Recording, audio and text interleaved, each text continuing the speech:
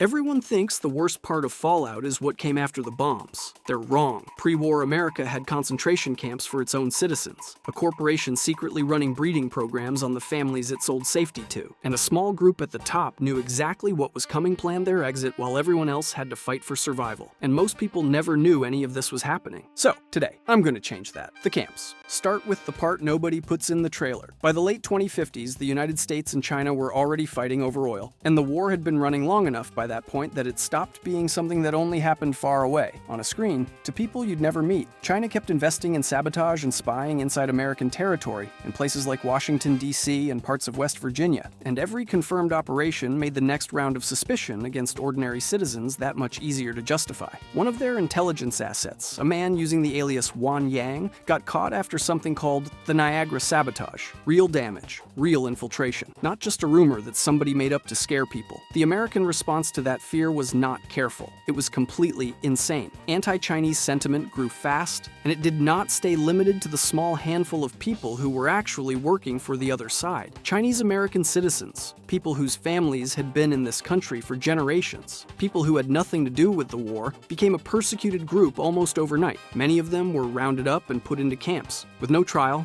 no real review, and no path back to the life they had before the accusation landed. There is a real named location in the lore for one of these, the Turtle Dove Detention Camp, and the terminals you can find there describe exactly what you would expect a camp like that to describe. Suspicion used as a justification, loyalty assumed to be impossible just because of where someone's family came from, generations of citizenship erased by a single accusation nobody had to prove. Some of the surviving terminal logs from camps like this one describe officers who clearly did not believe the people in front of them were any kind of threat, and processed them anyway, because the paperwork did not leave room for an officer's personal opinion, which is its own quiet horror once you sit with it. This is really not a subtle reference at all, by the way. It is the same shape as a real thing that happened in this country during an actual war, just pushed further and given a science fiction wrapper. The fact that it sits quietly in the background of a video game, mentioned mostly in old terminal entries, nobody actually reads, unless they go looking for them, is the entire point. It was not treated as the headline. It was treated as a side effect of the war effort, something you could find out about if you bothered to look, and otherwise just background noise under the propaganda posters. And the unrest was not only about the war with China. Food and energy shortages caused actual riots in American cities. The government's answer was martial law, with the US military deployed against its own civilian population to put those riots down. That is genuinely worth sitting with for a long second here. Before a single bomb fell on American soil, the government had already decided that the correct response to its own hungry, scared citizens was the army. Not food, not fuel, not an actual answer to the shortage, just enough soldiers to make sure nobody asked twice. And once a government decides that, the question stops being who the enemy is supposed to be, and starts being who gets to decide. That same question shows up again almost immediately, just pointed at a completely different group of people who never saw it coming either. And once a government decides its own hungry citizens deserve the army, it has already decided something even bigger, that some of its own people are simply disposable. And the next group to learn that lesson did not even get a war with another country as the excuse: the robots. Pre-war America decided its own citizens were the problem more than once, and the camps were only the first time. Everyone associates Fallout with giant robots and laser weapons and treats all of that as cool retro technology. In the actual timeline, automation is one of the things that broke the country before the country got broken by anything else. Robco Industries, founded by the same Robert House who later becomes a major figure in New Vegas, built its entire fortune on robots that replaced human labor at a genuinely massive scale. Mining, factory work, construction, and security. In some places, the work even included law enforcement. This is not a side detail in the lore. It has an actual name: the automation riots, and they were violent. Workers who had just lost their jobs to machines fought back against the companies and the government forces protecting those companies. And people died on both sides. These were not abstract statistics either. These were entire towns built around one mine or one factory, watching that single source of income get replaced by something that never asked for a raise and never went on strike. The wiki even draws the comparison directly to something real. The fighting around an area called Mount Blair is described as an echo of the Battle of Blair Mountain, which, if you do not know it, was the largest largest labor uprising in the United States since the Civil War, an actual historical event with thousands of armed coal miners fighting private security forces and eventually federal troops. Fallout is not making up a brand new kind of unrest, it's taking a real ugly chapter of American labor history and rerunning it with bigger machines. And it was not only ever factory jobs in mining towns. Robco's Mr. Handy units, the floating robot butlers everyone remembers from the games, started out as a luxury and ended up almost standard in middle-class homes, quietly replacing the kind of domestic work that used to employ real people. Nobody riots over losing a maid job the same way they riot over losing a mining job, which is probably exactly why that particular kind of displacement never got its own named event in the history books. There is a city in Appalachia called Watauga that makes this point without saying a single word about it, and that silence is doing more work than any terminal entry could. It was built and marketed as a fully automated paradise, robots doing every task, so the humans living there would not have to do anything themselves. By the time players find it in the game, it is completely and totally empty. Not abandoned in the slow way a town empties out, but emptied all at once. Just robots, going through the motions of serving a population that does not exist anymore. Nobody asked what happens to a fully automated city once the people who built it for are gone, or once those people can no longer afford to live anywhere near it, and nobody in charge seemed to think that question was worth answering before they built the next one, which says something real about who the country was actually being run for, and it was not the people losing their jobs. It also helps explain exactly why the propaganda had to start so early. You cannot tell an entire generation of laid-off workers that robots are good for the country without some serious messaging behind it. And the company selling that messaging the hardest was usually the same company that built the robots in the first place. Robco ran its own cheerful ad campaigns about a more efficient tomorrow, the exact same tomorrow that was currently putting people's parents out of work. And that messaging didn't stop with the adults who could see through it. It went straight at their kids instead, in classrooms, on television, before any of them were old enough to ask who was actually paying for the message. The kids. If a government needs its adults to accept all of this without asking too many questions, the easiest place to start is the kids. If you want to know what a society actually believes, look at what it teaches its children,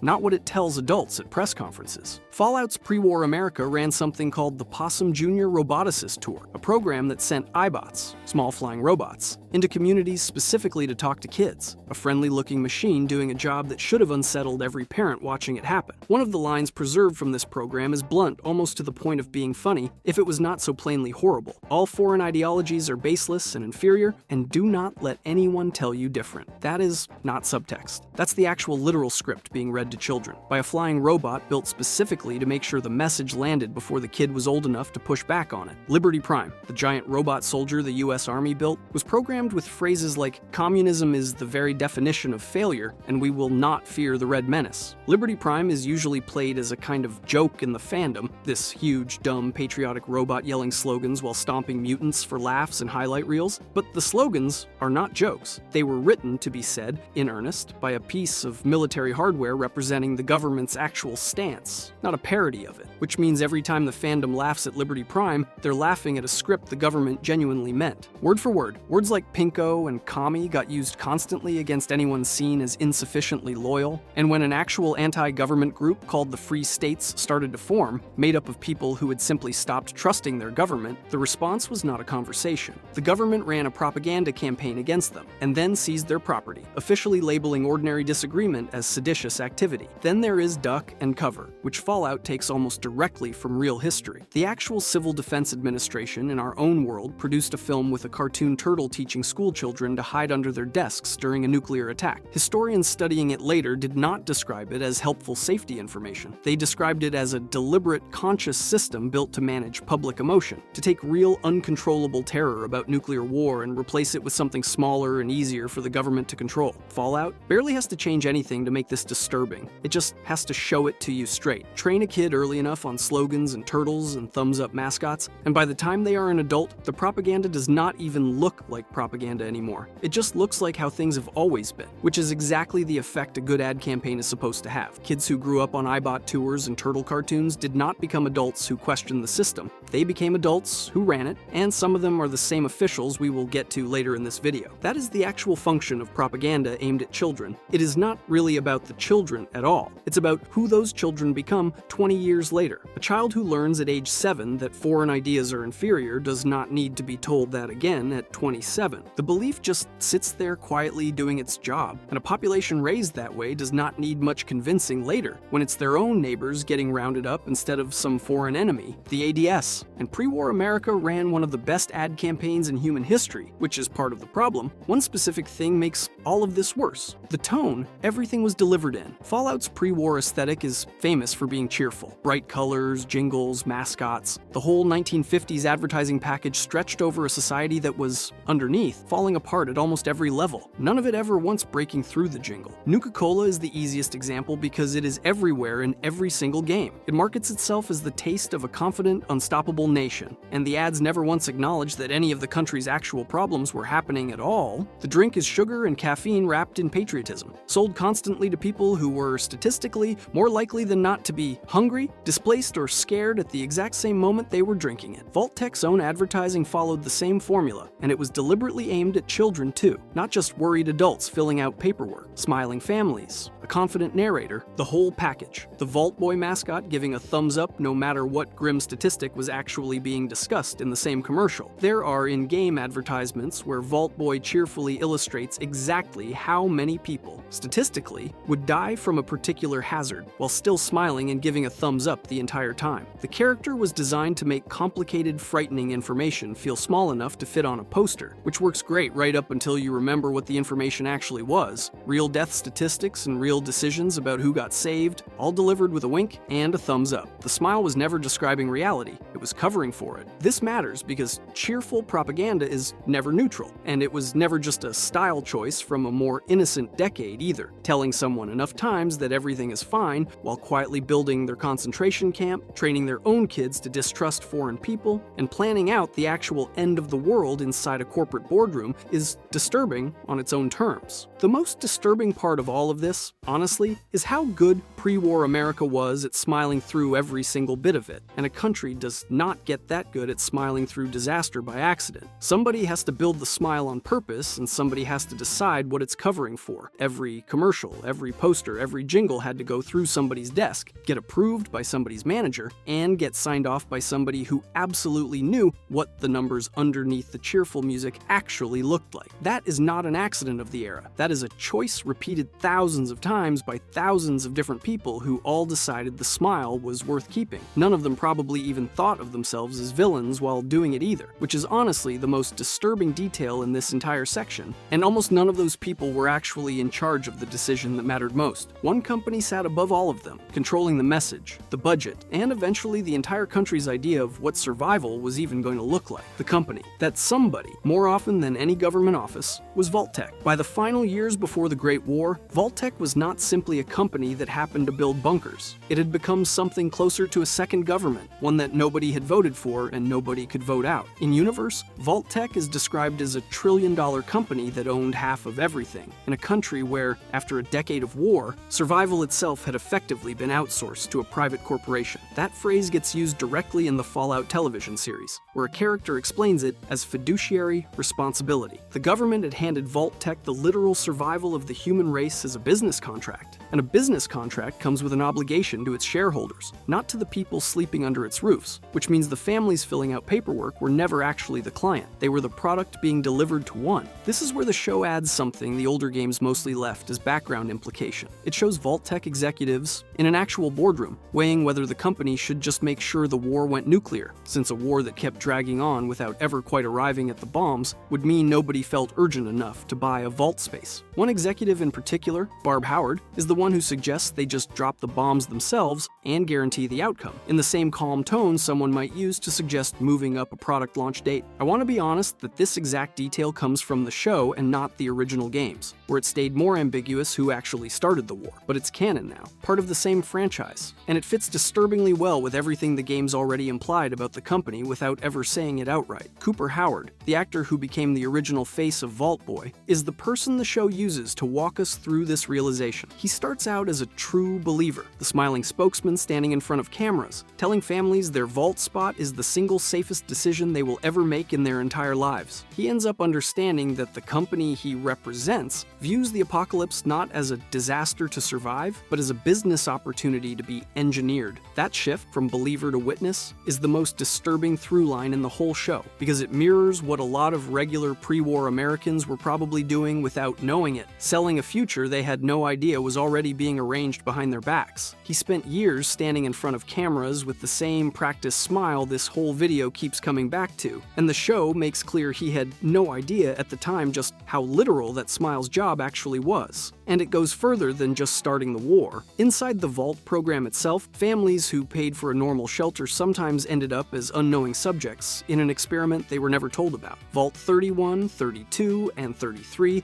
are described as an attempt to breed what the company called perfect managers, using members of its own junior executive program as the genetic starting point. Ordinary employees who had no idea their own family lines had just become a long-term research project. This was not a side project run by a rogue scientist, hidden in some basement lab nobody approved. It came from the top of the company, the same company selling safety to everyone else. One of the people steering all of this, a man named Bud Askins, survived as just a preserved brain, watching over the company's interests for more than 2 centuries after the bombs fell, waiting for every one of Vault-Tech's old enemies to die out on their own. That is not really a metaphor. The company built itself a way to outlive its competitors by literally outliving them in a jar, while the rest of the country it had already wrecked tried to claw its way back to anything resembling normal. Which raises the obvious question this whole video has been building toward. If the company knew its product was a lie, who else already knew what was coming? Who already knew? None of the people running the country, the corporations, or the military were actually caught off guard when the bombs fell. And that single fact connects everything else in this video. Because Vault-Tech did not operate in a vacuum, it operated with government contracts, military cooperation, and access to information that an ordinary company filling out paperwork for bunkers would never have needed in the first place. A company does not get handed the survival of the human race as a business contract unless the people handing it over already have a pretty clear idea of what they are preparing for. You do not write that kind of contract for a war you think you might genuinely still be able to avoid. Not on October 23, 2077, and not for years before it either. A lot of them already knew, in some form, that the bombs were coming. The Enclave is usually introduced to players as the secretive, sinister remnant of the pre-war United States government, the people who escaped to an oil rig and kept dreaming about restoring America exactly as it had been. What gets less attention is the implication that Enclave members, meaning the high-ranking officials, military officers, and corporate figures who eventually formed it, already had knowledge that nuclear war was coming before it actually happened. Knowledge they kept to themselves, while their own neighbors filled out vault lottery paperwork they thought might still matter. They were not innocent bystanders who happened to have access to good shelter. They were, by definition, people positioned closely enough to power that the coming catastrophe was not really a surprise to them at all. And the Enclave is not even the cleanest example of this in the franchise. Robert House, the same man behind Robco, spent the years before the war building and stocking a private bunker under the Lucky 38 casino in Las Vegas. And by the time the bombs actually fell, he had already calculated almost exactly how the war would end and who would still be standing afterward. That is not a man who got lucky with good shelter. That is a man who read the writing on the wall years early and simply finished reading before anyone else did. While ordinary families were still hoping their number got called in a lottery they did not know was partly rigged, House had already moved past hoping entirely and was simply waiting out the math. Compare either of these examples to how an ordinary family experienced the same information. Most regular citizens got duck and cover drills, propaganda posters, and a lottery system for vault placement that Vault-Tech controlled completely. The people actually running the country had something closer to a plan. Different tiers of knowledge, completely hidden from each other, existing in the exact same months leading up to the same morning, and only one of those tiers actually got to choose what happened to it. Two very different men, in two very different positions, both treating the end of the world as a scheduling problem rather than a tragedy, while everyone below them treated it as something that might never actually happen. This is also where the franchise's wider resource wars context matters, because the bombs over America were never an isolated event. By the early 2070s, the United States had already pressured and then annexed Canada, partly to secure safe passage and protection protection for the Alaskan oil pipeline that the war with China had made so important. Mexico saw American troops sent in to secure oil shipping routes during the same resource crisis, while parts of Europe were dealing with their own war in the Middle East over the exact same dwindling resources. This was not a regional conflict that escalated unexpectedly. It was a global collapse happening in slow motion for years, with the government and the corporations both fully aware of where it was heading. All of that knowledge had to land somewhere, and it landed directly inside the one system every single ordinary family actually trusted to be fair, the vault lottery itself. And some of the families trusting that system the most were about to find out exactly how little it had ever actually protected them. The lottery, the vault lottery, was never as random as Vault Tech told people it was, and exactly how rigged it actually was changes how you should read every single vault story in this entire franchise. Vault Tech ran what it called a vault lottery, presenting it to the public as a fair, random chance at survival that anyone could win if luck favored them. The same word, lottery. That's supposed to mean equal odds for everyone holding a ticket. In practice, plenty of spots were quietly reserved, sold, or handed out based on connections rather than chance, and a meaningful number of the vaults being filled this exact way were never actually built to function as real shelters at all. They were experiments, dressed up in exactly the same friendly Vault Boy branding as the handful of vaults that actually worked as advertised. Same posters, same mascot, same confident narrator, covering a process where roughly 6 out of every 7 vaults being filled were never meant to function as a real shelter at all. Nobody filling out that paperwork in 2076 had any way of knowing which side of that ratio they had actually landed on. People were lining up, filling out paperwork, hoping for the lucky number, for a system that had already decided their fate behind a desk they were never allowed near. Some applicants were screened specifically for personal traits that had little to do with survival skills and everything to do with what a particular experiment needed from its test subjects. And the recruiters running those interviews were, as far as we know, never told to explain that part to the families sitting across the desk from them, which means the friendliest, most reassuring person in the entire process was very possibly the least informed one in the room. We see traces of this all over the games once you know to look for the pattern. Vault 112 was overseen by Stanislaus Brown, a Vault Tech director who built the whole place around a virtual reality system. And what the residents signed up for was not what they actually got. Once they were sealed inside the pods, Braun used them to run looping simulated worlds purely for his own entertainment, virtually torturing and killing the same people over and over for 2 centuries, wiping their memories clean and starting again each time. Vault 11 accepted a full community under completely normal pretenses too, and only after the door sealed did residents learn their new home required them to vote one person to death every year, with the threat of total annihilation hanging over anyone who refused to play along. Nobody walking through a recruitment office in 2077 was told any of this. Not the loot, not the vote, not one single detail that would have actually mattered to the decision they were making. It was hidden behind paperwork, and a system specifically built so that nobody asking the questions had to feel responsible for what the answers were actually being used for. If you've enjoyed the video and want to know more about the 7 levels of Vault experiments, click the video on the screen now.